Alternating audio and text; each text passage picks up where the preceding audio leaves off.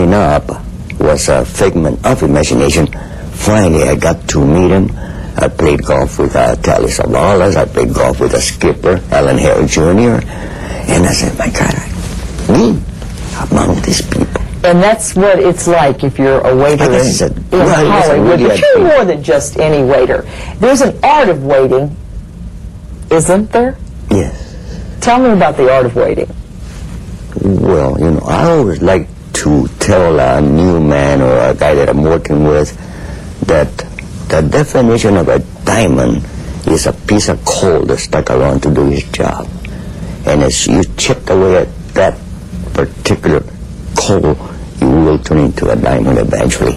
It's up to you to hone up your attitude, your mannerism, your elocution, your articulation, and learn. Before I go to work in the morning, I make sure I read 2 or 3 newspapers. I make sure that I have the news. I make sure that I know the scores of a football game, basketball, or baseball. And I am open to any type of conversation that a guest might discuss with me. So you can, if someone comes in and meets Manny Felix, they can know that they can have a conversation, they can have a meal, and I think that you probably know when to talk and when not to talk and when to get friendly, and that's an art too. True, that's an art, because sometimes you have to be a little firm, but most of the time flexibility is the mode of the day. Many years ago there was a gentleman sitting on stool number 1, and he comes to me and says, you know, you are amazing. I says, what are you talking about? I've been watching you, and you've been talking politics, boxing, baseball, basketball, without missing a skip. Now I'm aware of it, but then I wasn't, that I had the facility to just transform myself into whatever the topic of conversation happened to be. Where were you born, Manny? I was born in Mexico, Nogales, Sonora, Mexico. And when did you come to the United States? I must have been maybe 6 or 7 in Nogales, Arizona. I went to school there, and it was a quaint, beautiful little town. And did you ever imagine that you were going to run with the rich and famous in Hollywood when you were little? Never. Any tips that you would give to waiters right now who are experiencing the ups and downs of the economy? I mean, you've been doing it for 35 years. Mm-hmm. What's a tip? What do they do? How do they remain optimistic and stick with the job? Well, hard work for one. 2, grooming is another good thing. And I try to tell some of the guys that don't patronize, because we do have a lack of etiquette as far as gratuity is concerned. I've seen cases where a person will pay their check and the waiter will say, do you want any change back? I said, that's a no-no. Right. Don't do that. See, the word tip means to ensure promptness. So you do the best you can and expect nothing in return. And if you do that? You're going to make it. You're going to make it. They're going to give you more. All right. Because, you know, it is an industry of gratuity. Well, thank you so much for sharing your illustrious career. Congratulations on your award. Manny Felix, an icon in Hollywood at Musso and Frank's. Thank you so much for having me. And I'm just your humble servant. Thank you. Thank you, Manny. I'm Sharon Jimenez, and that's LA Business Today.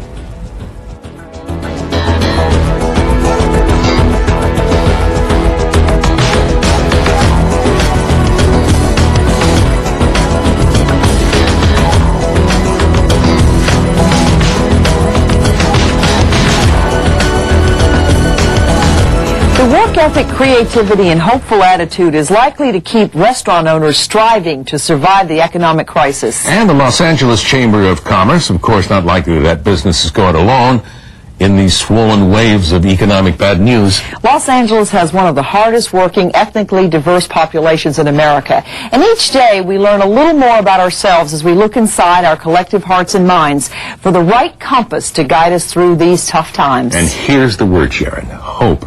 The possibility of change. That's what LA seems to be hoping for. I'm Bob Jimenez. And I'm Sharon Jimenez. Thank you for joining us for LA Business Today.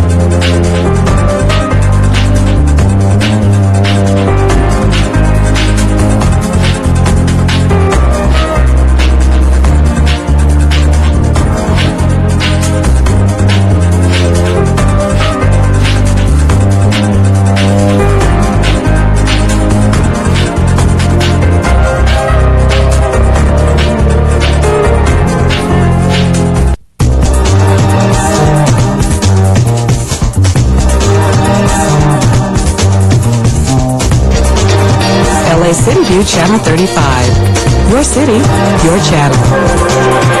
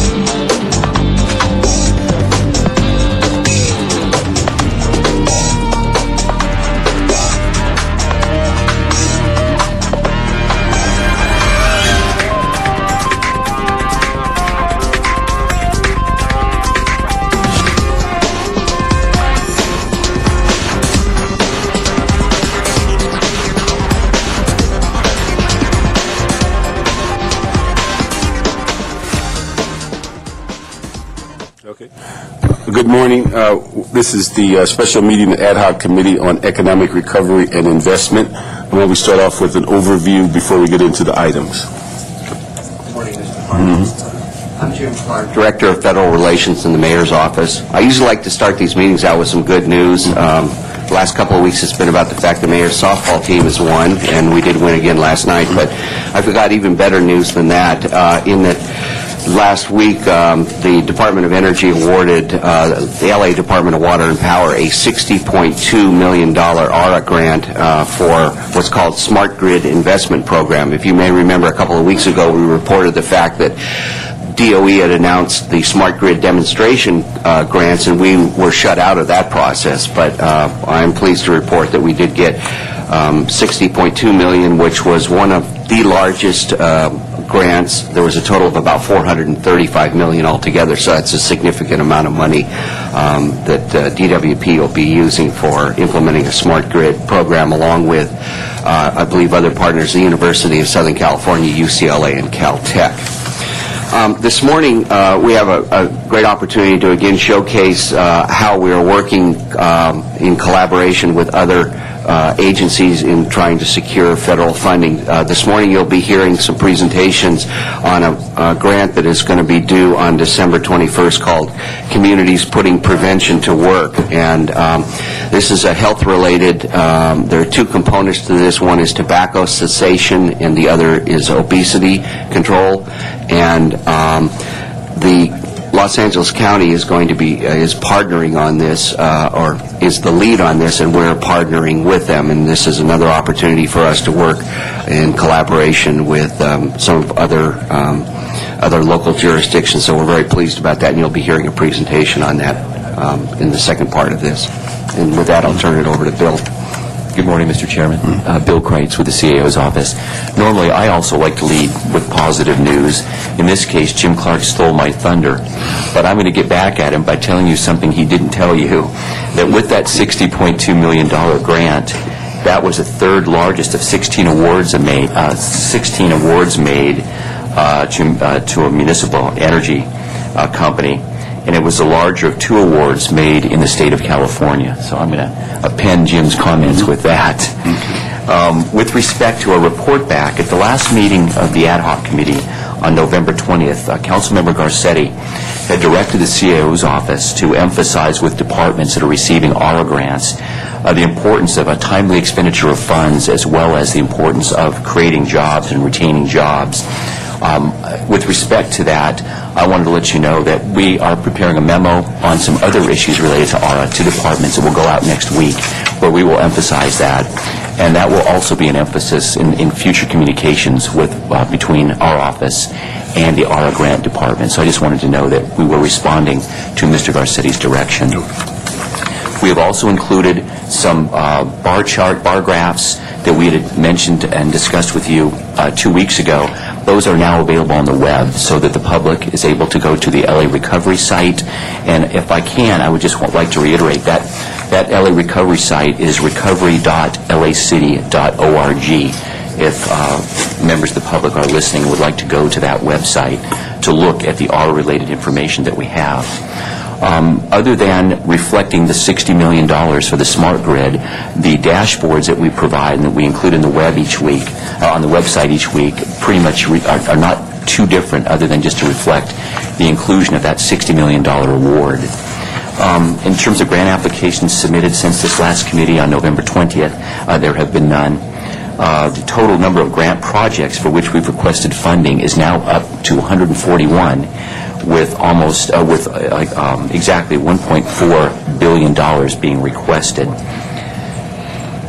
The total estimated grant awards to date are 79 for almost $500 million. It's $474.5 million. And grant applications due to the granting agencies in the next week, between now and the next ad hoc committee, that we don't have anything on the radar for applications next week.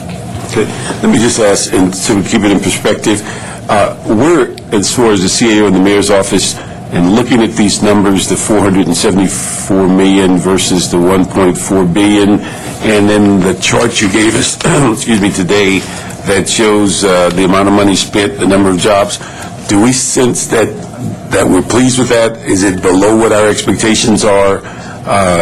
Are there things in the pipeline that's going to percolate out very quickly? Because just from my perspective, the numbers for the amount of energy and such seem to be very low, particularly when we started off thinking we're going to create thousands of jobs, and particularly I think we had a view of jobs that were in the private sector particularly, and from most of the grants I've seen, we've kind of held on to jobs that were within the city employment. And then when we look at the amount of grants we've submitted versus what we receive, or just what is our general perception? Are we pleased with that progress? Do we think we're getting our fair share, or do we think that we're not? Last week, I published and circulated to you a list of comparisons of how we were doing with 4 other cities nationally, New York, Chicago, Philadelphia, and Houston, and 3 California cities, San Diego, San Jose, and San Francisco. And in that, we look like we're doing quite well and holding our own.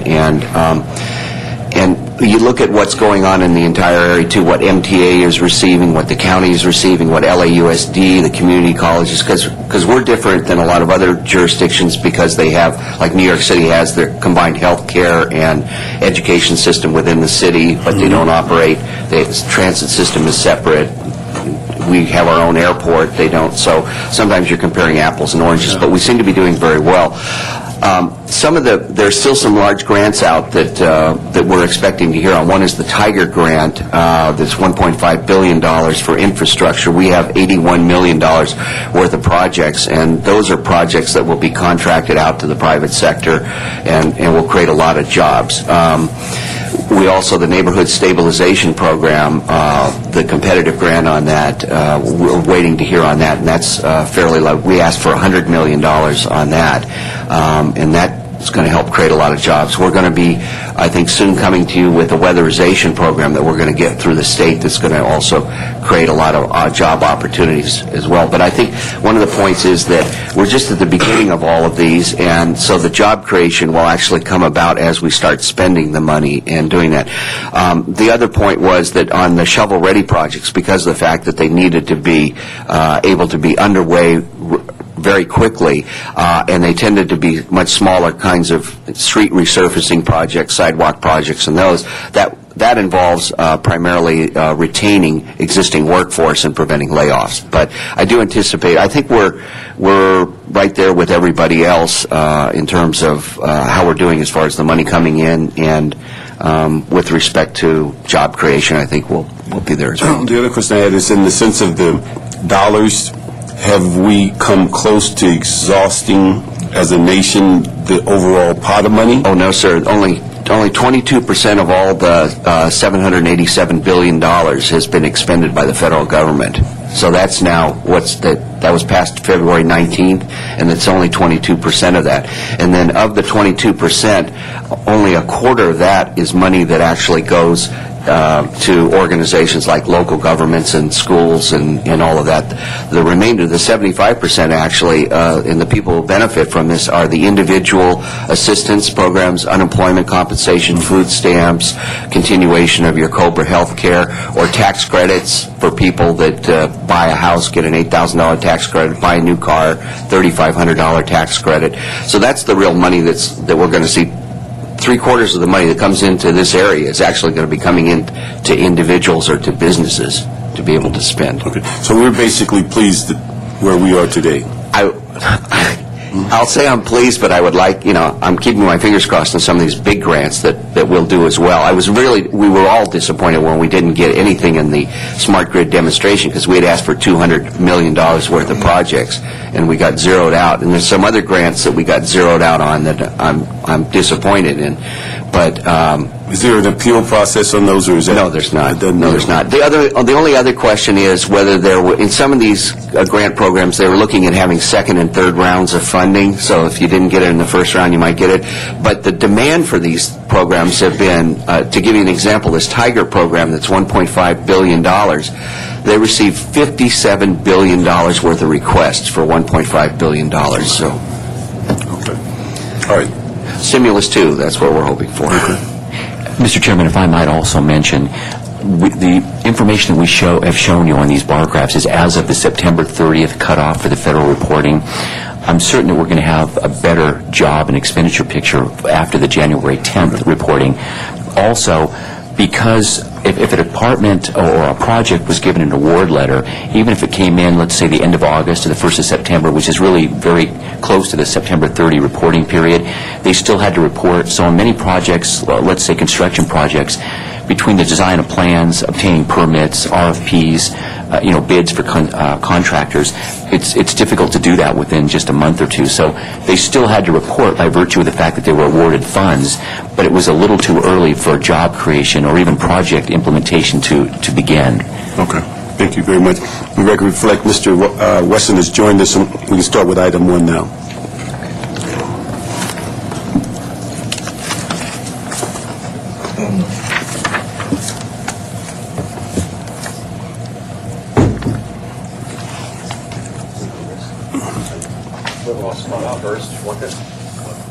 Coming waves.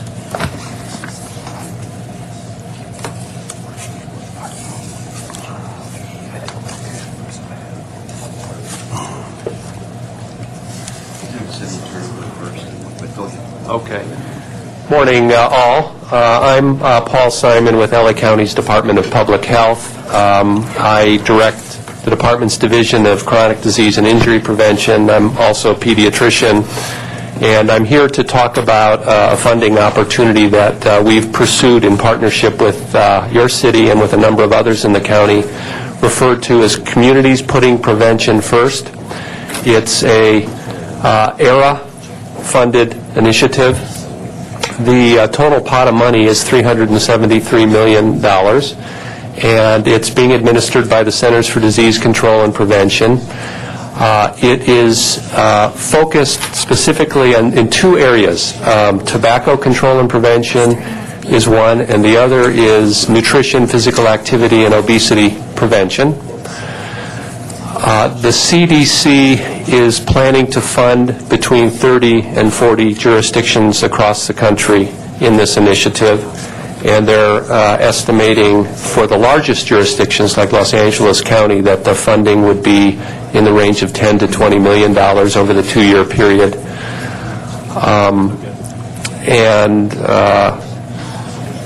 It's a very prescriptive funding announcement.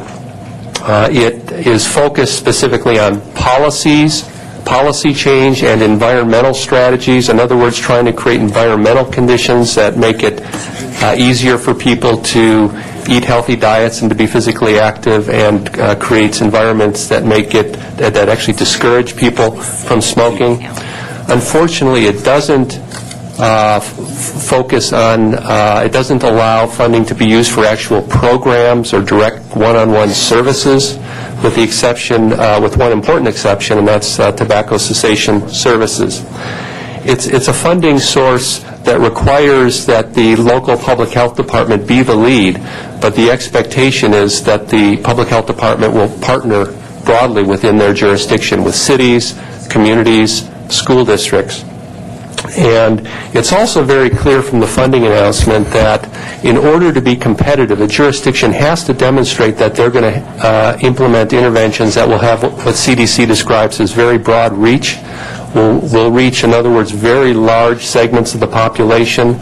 Even if you have a model program, if it's focused, let's say, on a community with 5,000 residents in a jurisdiction of 10 million, that won't be viewed very favorably. They're looking for interventions that will impact very large groups.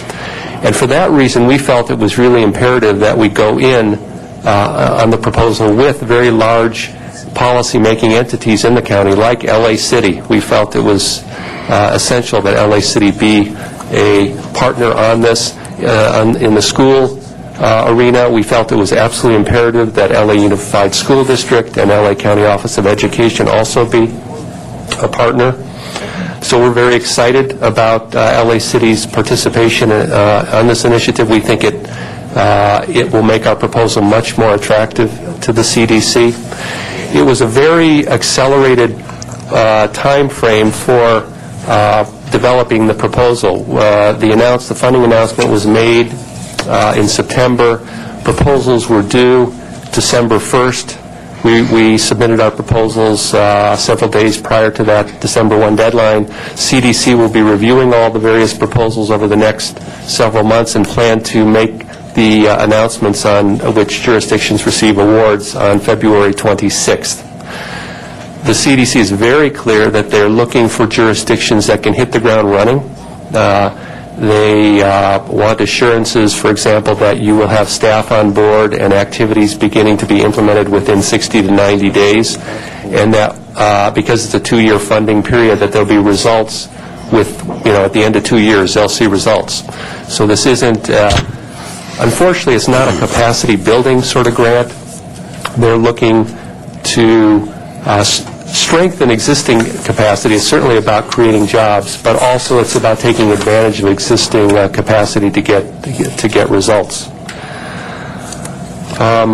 Let me just close by saying that we did submit proposals for both obesity and tobacco control. Jurisdictions had the option of applying for either focus area or both focus areas.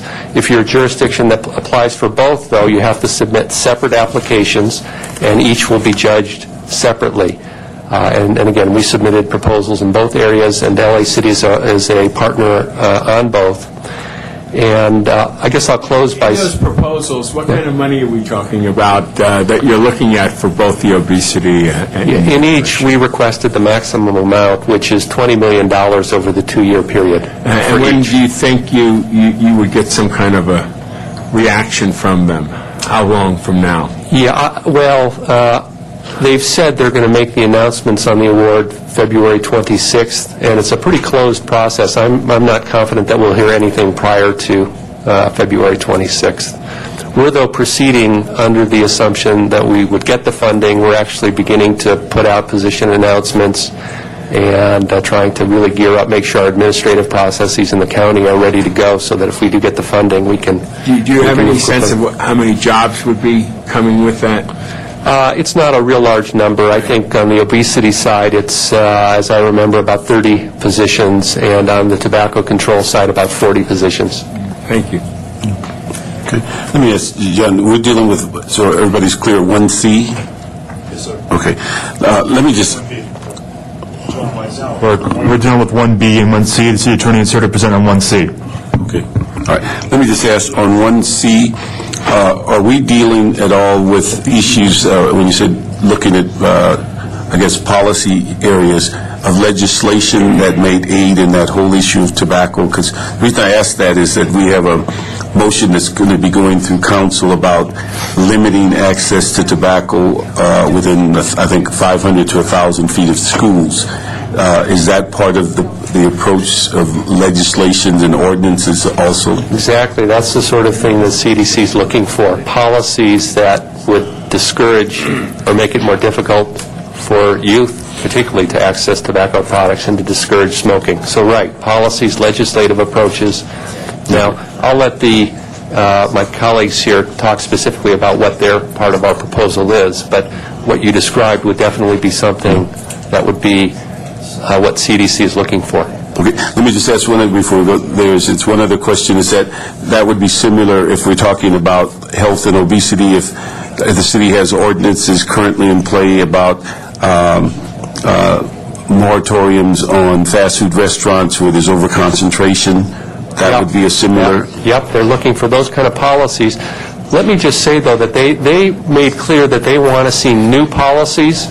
In my view, there wasn't quite enough focus on implementation of existing policies. Sometimes you can have great policies on the books, but they're not necessarily being well implemented. On the tobacco side, the challenge for us is that we, as a county and many of the cities, we're so far ahead of the curve compared with many other parts of the country that many of the policies that CDC is looking for, we've already implemented. So I think the way we characterized our proposal is we put forth some ideas that we think will represent the next frontier, really, in tobacco control. And the example you gave, I think, is a good one of a legislation that would actually restrict smoking in areas, where there are vulnerable populations like youth. Okay. Thank you. Mr. Chairman, I'm Chuck Goldenberg. I'm a Deputy Chief of the Criminal Section of the City Attorney's Office, and I've had the privilege of supervising our tobacco enforcement program since its inception in 2000, supervising the supervisor, in effect, who's with me today, Nora Manzanilla, who's the director of the program, and she's developed the target proposal, which she'll be able to talk to you about in a little bit more detail. And one of the things that I think will come from this program is if it comes into fruition, it will be an opportunity to gain more information, which the policymakers will then be able to use to justify the kinds of changes that the CDC would like to implement. But let me turn it over to Ms. Manzanilla. Good morning, council members. The Target Project, basically just to give some foundation and background information, back in 2003, we received a grant through the Tobacco-Related Disease Research Program, and the Pacific Institute for Research and Evaluation basically was looking at to find the nexus between illegal sales of tobacco products to minors and their proximities to schools. So in 2003, we found, based on those studies, that there was a higher illegal sales rate, a 44.3% increase in illegal sales near schools. Based on that, we created a program that was called Target, and it's teens and retailers getting educated on tobacco. And this was, our collaborative partners were obviously Los Angeles Unified School District, 2P programs, which is tobacco use prevention education, as well as safe and drug-free school programs, and we did partner as well with Los Angeles Police Department. And this project was, number one, a multifaceted with different phases of creating awareness among the student population about illegal sales, which they obviously already knew. They knew who sells, what sells, single sales around their schools, as well as inviting, community mobilization and informing and educating their own community leaders about tobacco use, prevention, and illegal sales. So the Target Project was one of the projects that the county was interested in because of its nexus to illegal sales around schools, and possibly, again, looking at the future of where policy is going. And like Dr. Simon says, the county and California in general is on the cutting edge of doing these things. So we are looking to expand it a little bit and add things like the point of purchase issues, which the new FDA regulations are also before us now as it relates to advertising. So it would still be a Target project, but we would obviously add interventions and activities that will be falling in line with what the scope of work for the CDC's grant and the county's grant is. Let me ask you, do we have the ability, in addition to LA Unified, looking within the city as it relates to rec and park, or library facilities, and have the same type of programs and the same types of educational opportunities? I mean, we could work with youth groups at rec and parks. Is that what you're asking? I'm just wondering, we pick schools because they're the vulnerable, but those same kids, when they leave campus, are vulnerable at the parks, they're vulnerable at the library. I'm just wondering, do we have an ability to catch them at different levels as to our concerns? Well, I think the way we could capture that is by using the methods of geocoding and geocoding that information. As we basically, what we look at was, when we look at maps, we look at where the violations take place, and then we take a look at where the intermediate schools are, the high schools are, but we should include those other sensitive sites as well. So that could be something that I think libraries and parks, sure. Yeah. Because I think when we combine those libraries and parks, the numbers are substantial in the city of LA, and they're the same kids that are going to our schools that we're concerned about. Yeah, regrettably, they're substantial anyway. But Yeah. Okay. So if we could ask you to look at that and see how parks and libraries can be a part of that attention and coding to see if there's an impact, and see how we might bring in the general managers of those departments as it relates to their educational programs for youth on those facilities.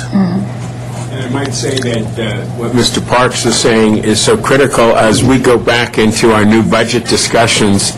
We're in a very tough spot in terms of personnel for a lot of our projects and programs, and libraries and parks and relationships with schools.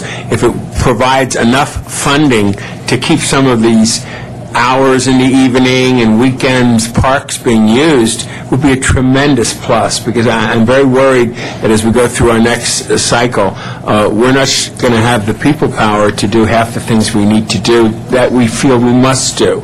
So this could complement and supplement, as well as create jobs, but obviously do what the basic services are that our constituents expect to be getting. So it's a tough moment, and this could be very helpful in that. Yeah.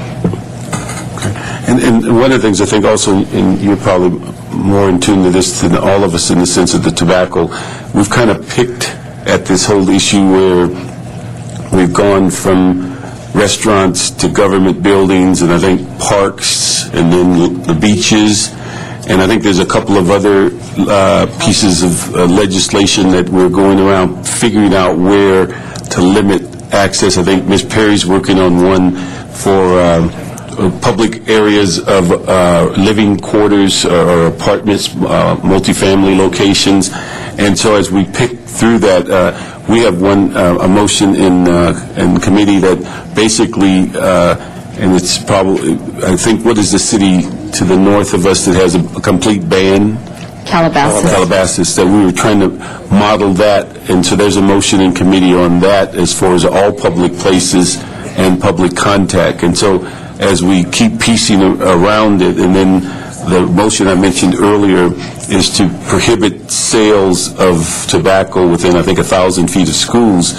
And so those are the kinds of things that are in play to bring, I think, but I don't know if we have it all coordinated. It's just pieces of a puzzle that we've kind of dealt with, as opposed to bringing the comprehensive approach to that smoking issue. Want me to speak to that? Okay, we agree. Yeah. Any other question? Okay, so we'll move item 1C. Thank you. And we just had that one request that we include parks and libraries.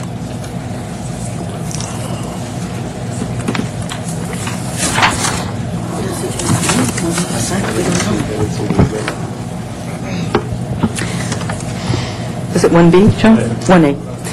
Jane Blumenfeld from the City Planning Department. On another piece of the other half of the county's application has to do with wellness and physical activity, and in that, the city component, which is about $2.2 million, will be focused on developing very comprehensive transit-oriented development plans around 5 blue and green line station stops in Council Districts 8 and 9, and using that as a prototype.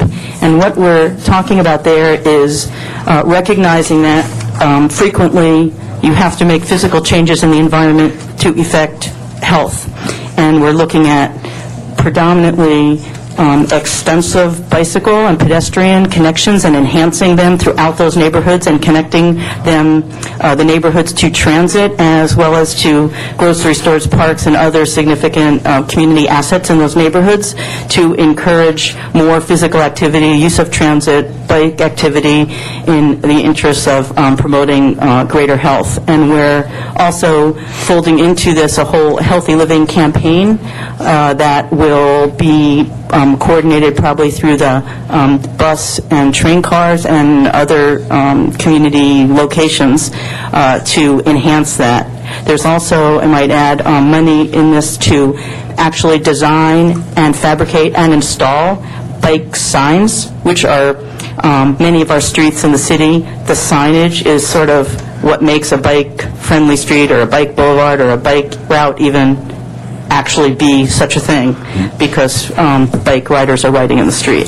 So that's the symbol of the bike that's in the street as opposed to a bike lane? There's bike Bike routes have signs. We have a new concept that you've all heard about, there's bike boulevards. We are proposing in our bike plan, which will come before all of you shortly, bike-friendly streets. And bike-friendly streets are like bike boulevards, but they depend really on the signage, some amenities as well, but mainly really great signage, not little things that are hidden behind trees, but something really nice. So in this grant, we have money to design actually what can later become a citywide design that maybe will change as it goes neighborhood to neighborhood with some kind of more community-specific logos, but will be a unified city bike-friendly signage system.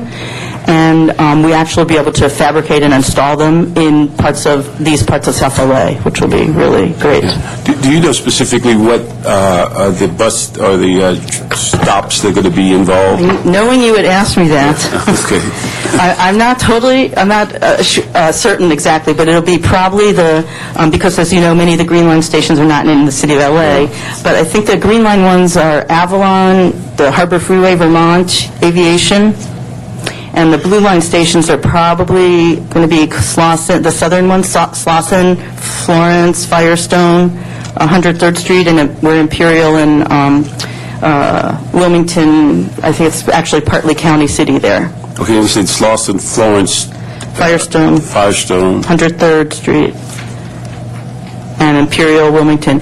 And frankly, they're not set in stone. We can, if you think there's a reason to look at different ones, they're really going to be prototype analyses, because what we hope here, as Dr. Simon has suggested, is we're trying to effect large change. So these are seen as prototype station stops where we can apply what we can accomplish here in the other stations, and also on this, probably the Orange Line stations, because these are not such urban places. The Green Line is on the freeway, is elevated on the freeway. It's very unusual. It's not like our other light rail lines, so it's unique. And how do you get enhance development opportunities and connect people to the transit, especially when it's elevated like that? You know, one thing I had trouble when I was reading, I couldn't quite get a grasp on what we intend to do. Are we talking about zoning?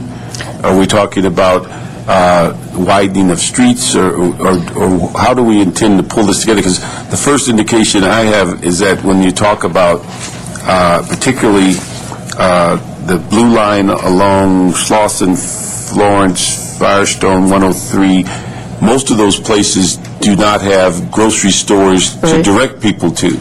I mean, so that the issue is you say, okay, we're going to make it more friendly for bikes and walking, but to where? Because those are areas that are depleted in grocery stores. They do not have, most of they don't have a lot of fast or sit-down restaurants. So what are we going to direct them to if the whole issue of the healthiness of food and obesity is basically driven by the food intake? Where are these paths going to take them? Well, I guess there's two parts to the answer. One is the physical activity itself. So there's I think the highest percent of bike riders in South LA, so we can build on that and make bike riding and walking, for that matter, more enjoyable and safer by physical things we can do on the streets in the neighborhoods. But as for the uses, another component of this will be zoning, design, incentives. What do we need to do that we can regulate, that we have control over, to enhance those kinds of uses and to attract the kinds of uses that we want to get? And there are some things that can be done through zoning. Some things are everything is somewhat market-driven, but how we can intervene and affect the marketplace to generate those kind of uses and attract them to those locations is one of the things we're going to be looking at. Okay. And this eventually folds into the community plans? Yes. And what's also really timely about this is that everything we learn from this and can accomplish through this grant, we will be able to implement directly, because we're doing the South and Southeast community plans right now, and we have invested around $1 million so far, more, and we'll be able to fold it right into the plans and come to the council and mayor for adoption. So we can really implement on a wide-scale basis right away, the 2 community plans, and down the road, others. Okay, so we're setting standards is what we're doing. Right. Okay, all right. Prototypes, in a sense. I'm excited about this. We're talking $2,201,000, right? Yes. And would it be directed at bicycles? It's a lot about bicycles and pedestrian, because it's about physical activity. Okay. And I wanted to mention that $250,000 of the $2.2 million we've allocated for the bike groups to help us do all this work. The bike groups, as we all know, are quite passionate and avid cyclists come attending in great numbers to all of our bike plan meetings. And here's a chance for them to really help us drill down in South LA and find all of those connections, put up real signs, make those improvements, and actually have the bikeways that everybody wants to have in at least those parts of town.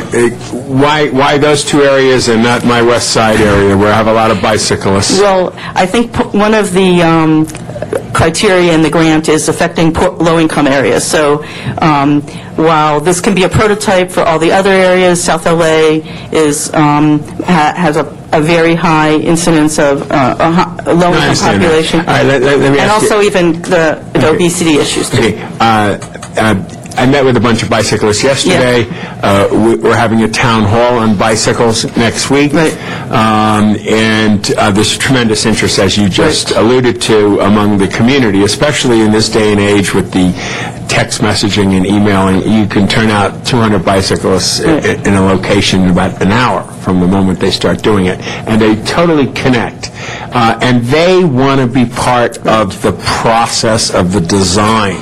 I don't want the bureaucrats deciding it. I want the bicyclists to play a role in this. So I'd like you to bring this stuff to the committee meeting next week on bicycles. Okay. And let them know that we are looking at the tie-in between health issues and bicycling, and we're going for federal funds to assist us in it.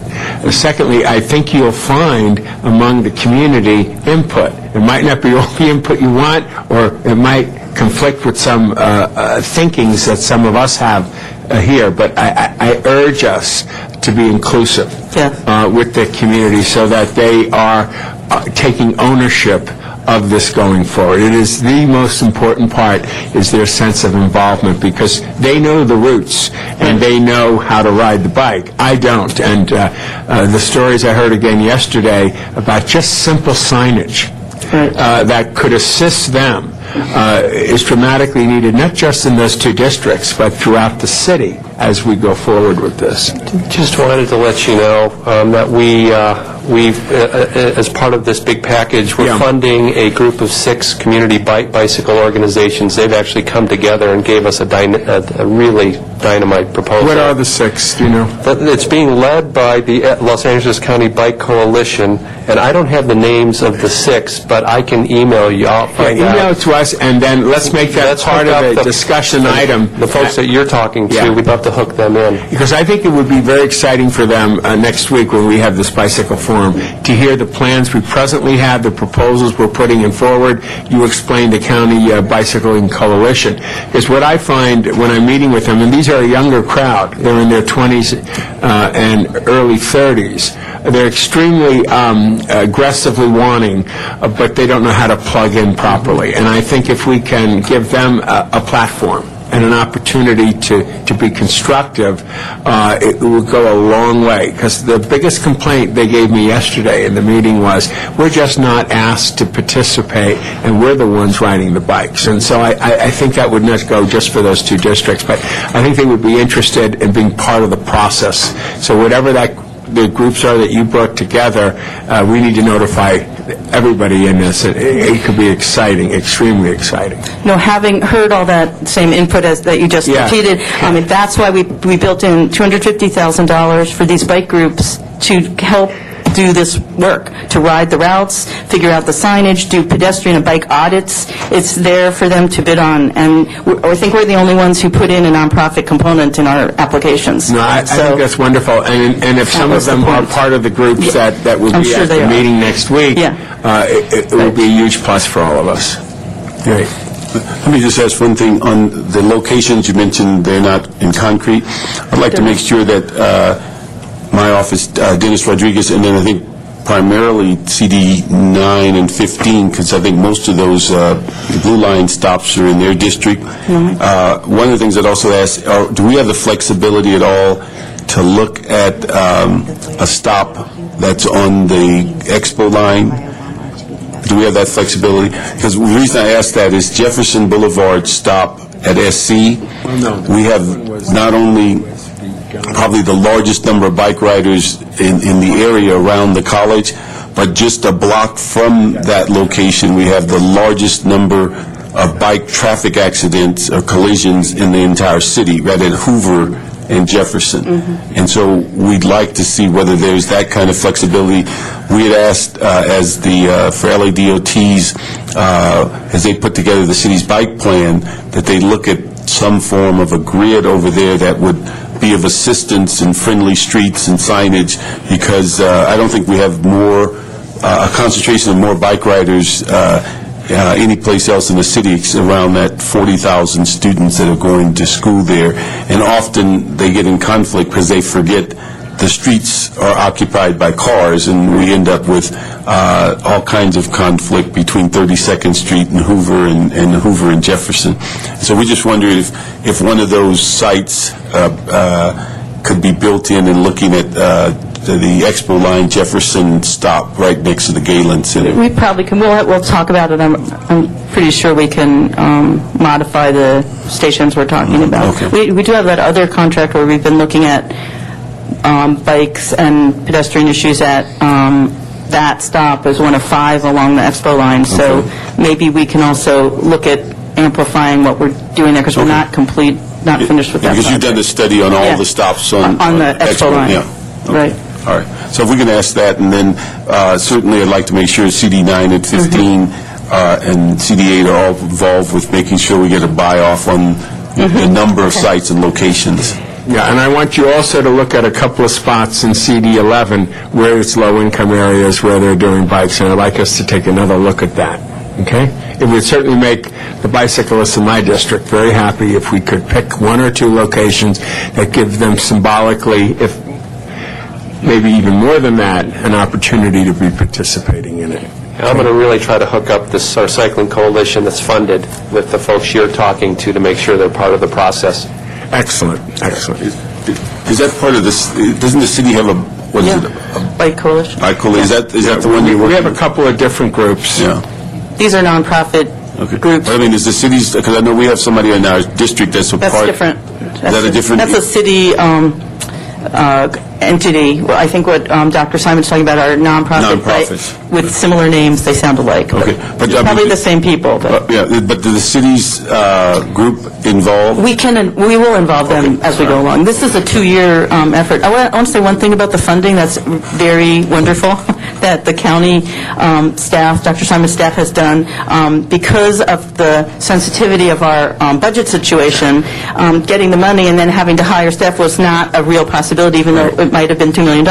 What we've worked out is the county is going to have a hiring entity. We'll hire the staff, because this is 6 or 7 full-time people for 2 years. And they're going to hire and basically report to us. So we've solved all the potential budget and hiring issues that would have otherwise come up. That was, I think, a major breakthrough here.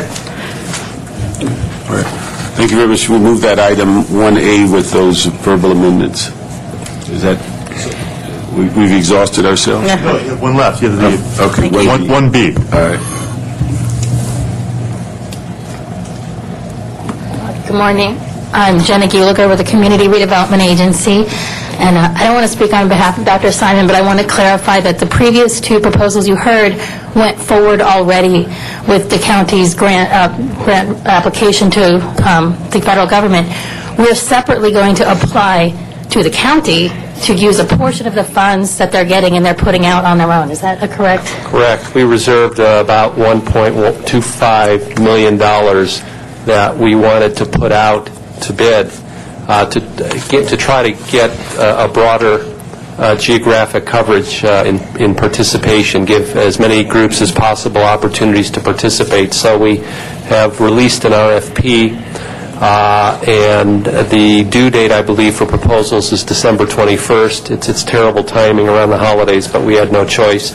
And we indicated in our application to CDC that we will be reviewing these proposals and that we will have made decisions about which would be supported on the grant by February 26th. So we're here to ask to apply to the county to use those funds to launch a pilot convenience store conversion program. And what we're looking to do is target 6 stores. We have not identified those stores yet, but we would target 6 stores in southeast Los Angeles and in Boyle Heights. And what we want to do is we'd structure a program like our facade improvement programs that we do pretty frequently at the Community Redevelopment Agency, but the focus would be on including refrigeration in targeted stores. Additionally, to run the program smoothly and centrally, we want to partner with a nonprofit, and actually most of the grant funds would go to a nonprofit to administer the program. Because of the amount of project management it takes to do each of these stores and the specific nature of it, we'd like to have that go to a nonprofit to be kind of a project manager for implementation of the stores, and then also bring in a community building and education component to each store. So that would mean teaching the store owners how to handle the inventory of getting fresh produce, which has been an issue for other cities that have done similar programs. You can't just put refrigeration. You have to teach this owner now how to manage that. We want to tie in local sourcing, and there's a lot of groups forming across the city that are looking at ways to do slow food and looking at food distribution. So I think we can tap into local sourcing of food. And then we want to have, campaigns reaching out to communities and youth in the community, teaching about what to purchase. There have been several recent studies showing that kids go to corner stores, almost every day after school and buy junk food. So how do we do some education and partner with the schools to get kids buying healthier things when they go to the corner stores? So that part of the grant, we have a portion for technical assistance for each store owner. So basically, we're looking for $250,000 total. It's $125,000 each year over 2 years, primarily to fund staff for implementation of the program and for technical assistance for the store owners. The CRA will actually write the program that will be structured like a facade improvement program. It would go to our board and to City Council for approval once we write it, and then we would, in our project areas, provide the funds to do the actual improvements to the stores. Okay. You explained. I was trying to figure out how we were going to get this. So the technical assistance is what you're applying for. CRA is going to be using whatever sources, whether it's tax increment money, as they identified. Now, you said we've not identified any of the locations, just general areas? Yeah, so part of the tie-in as well, as we talked about earlier, is there has to be a policy implementation piece to any of these environmental changes, and it happens that both the South and Southeast Los Angeles community plans are underway, and also Boyle Heights is doing a community plan amendment right now, and I've talked to staff already in Southeast LA. There's a strong movement towards creating some kind of a nuisance use relating to convenience stores. And I don't think it's set in stone, but what they're looking at is saying that you cannot locate a convenience store within 1,000 feet of another one unless it includes fresh produce.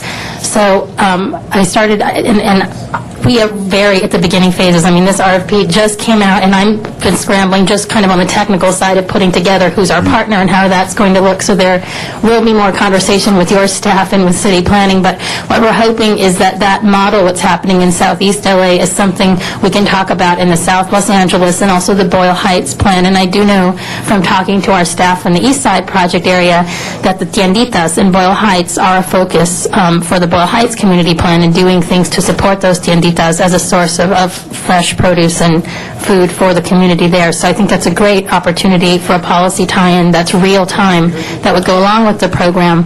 Another tie-in, just from talking to the California Endowment this week, is on food stamps and WIC. And as part of our technical assistance package that would be funded by the grant, to make sure that store owners can take advantage of food stamps, be compliant with the program, and also to get them involved with WIC so that they have more sources to purchase the food. Okay. Let me just ask to clarify. You said there is currently an ordinance in Boyle Heights about the convenience store density, or that's something they're contemplating? No, it's something that was being contemplated, and I got that information from staff in our East Side project area, but that the tienditas are of interest and a focus for the community as they go forward. And I know in Southeast and South Los Angeles, food and healthy food has already been actively by your office and Councilmember Perry's office an issue that they're looking at. So we think it ties in really well. Okay. Very good. Colleagues, any questions? We can move 1B. Thank you very much. I just want to thank the county for your cooperation, coordination with the city. It's a good example of how the city and the county should be working together, and these are good examples that I think we can reflect on and continue to develop them. They're very good.